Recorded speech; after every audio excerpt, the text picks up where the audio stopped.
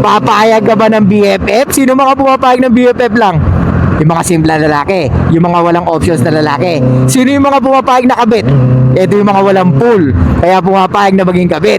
Kasi kung talaga may pool ka, kung malupit ka, hindi ka papayag na maging kabit, tropa. Kung gusto nyong malaman kung gaano ka-sneaky ang mga babae, kailangan nyong maging kabit o di kaya boy best friend. Pangit man pakinggan pero totoo, sa ganyang pamamaraan nyo lamang malalaman kung gaano kagaling ng mga babae magtago at magsinungaling. Let me break it down for you. Kapag boy best friend ka, ibig sabihin 99.9% of the times may tiwala sa'yo yung babae. So in short, ikakwento niya sa'yo lahat, as in lahat. Kasi boy best friend ka BFF ka niya, kaya buo yung tiwala niya sa'yo. At kapag nagkataon na etong si babae may maraming kausap, maraming kalandian, sasabihin niya yun sa'yo. And believe me or not, kapag yung babae may boyfriend at niloko niya yung boyfriend niya, sasabihin niya din yun sa'yo.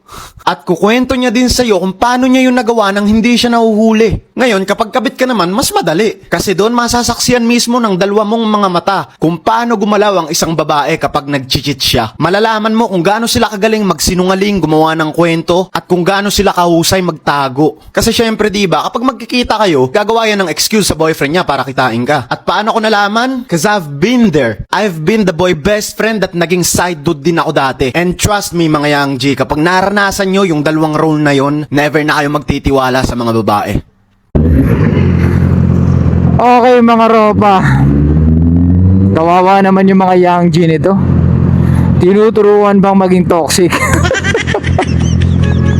Anong kasiguraduhan na malalaman mo magiging sneaky ang isang babae pag naging BFF ka niya? Or pag naging kabit ka? Bakit kailangan pa maging BFF ng isang babae para malaman mo yung pagiging sneaky ng mga kababaihan? Yung malaman mo yung nature nila, malaking tulong na yun mga ropa. Hindi mo na kailangan maging kabit. At yun ang pinaka-worst, yung maging kabit. How dare you? Gets mo? You're just fucking wasting your time. You're risking your life para sa isang kipi? What the fuck? No fucking way, man.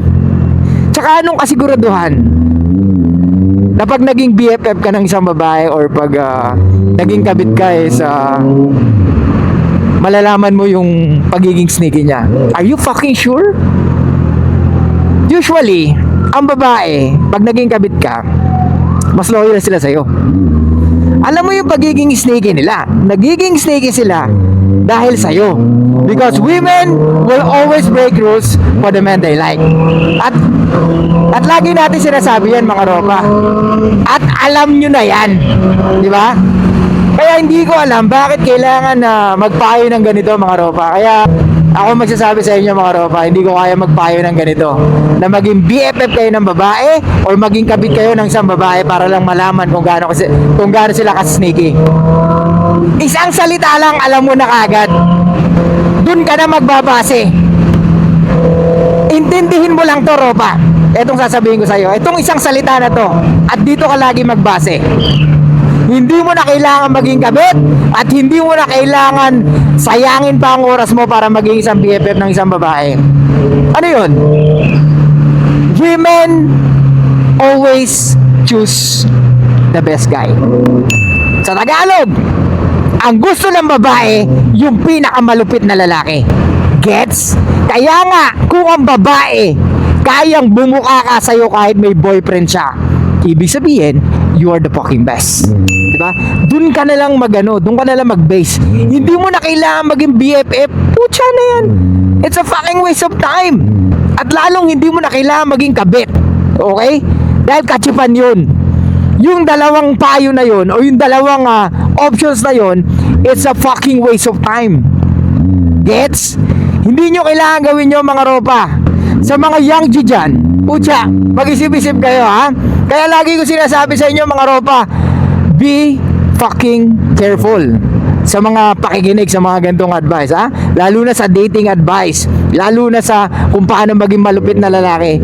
Maraming lalaki hilaw na hilaw sa experience at sa pagbabasa ng libro para magbigay ng payo. Yes nyo mga ropa? Ulitin ko, women always want the best guy. And they always choose the best guy kahit anong mangyari. Kaya nga may salitang monkey branching, di ba? Kahit na nasa relationship pa rin sila, ang laging hahanapin nila, ay yung the best guy. Kaya nga, lagi mo nang ilagay sa utak mo at dun ka na magbase na pag ikaw hindi ka na the best, pwedeng yung babaeng pinili mo ay magloko or mag-monkey branching. Gets? Hindi mo na kailangan maging BFF, hindi mo na kailangan maging kabit. Tsaka how can you make sure na magiging kabit ka? Are you the best guy? Kaya nga, there's no fucking guarantee na pag ikaw naging BFF o pag ikaw ay naging kabit, malalaman mo na kung gaano ka sneaky ang babae. Yes, yo? Kaya nga, huwag kayong mag-waste ng time.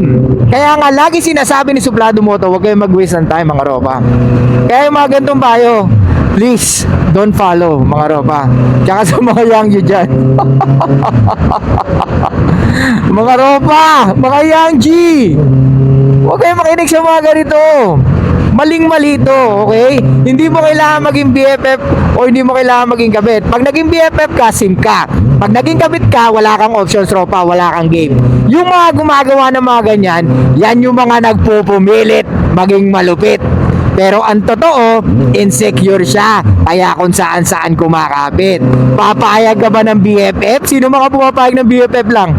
Yung mga simple na lalaki, yung mga walang options na lalaki. Sino yung mga pumapayag na kabit?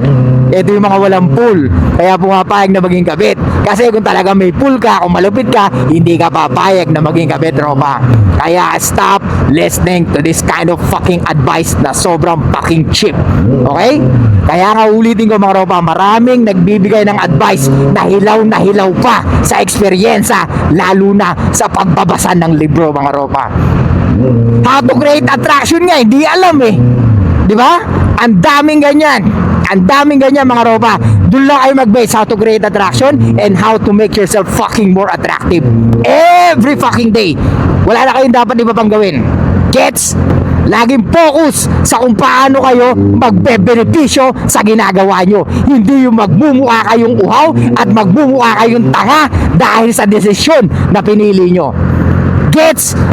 Wag na wag kayong aabot sa pagiging kabit at lalong-lalo na wag kayong aabot sa pagiging BFF ng babae dahil pwede kayong matake advantage ng mga babaeng gusto lamang ng atensyon o yung pwedeng nagmo-move on sa ex niya.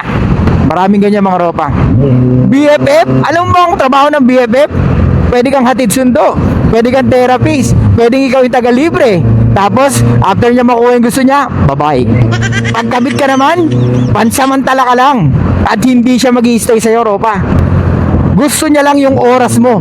Gusto niya lang yung attention mo. At ang kapalit nun, yung sex na pwedeng hinahanap mo. Pero, kahit naman, maging kayo, ropa. Sa tingin mo, hindi niya kayang gawin yun sa'yo? Kaya mga ropa, ulitin ko, ingat tayo ha sa pakikinig sa mga nagbibigay ng advice, lalo na kung alam nyo naman na hindi nagme-make sense ang sinasabi nila. Okay? So yun lang, mga ropa. I'll see you guys next time. Ay, hindi pala. I'll see you tomorrow. Show love, peace out, and be back mysterious, mga ropa.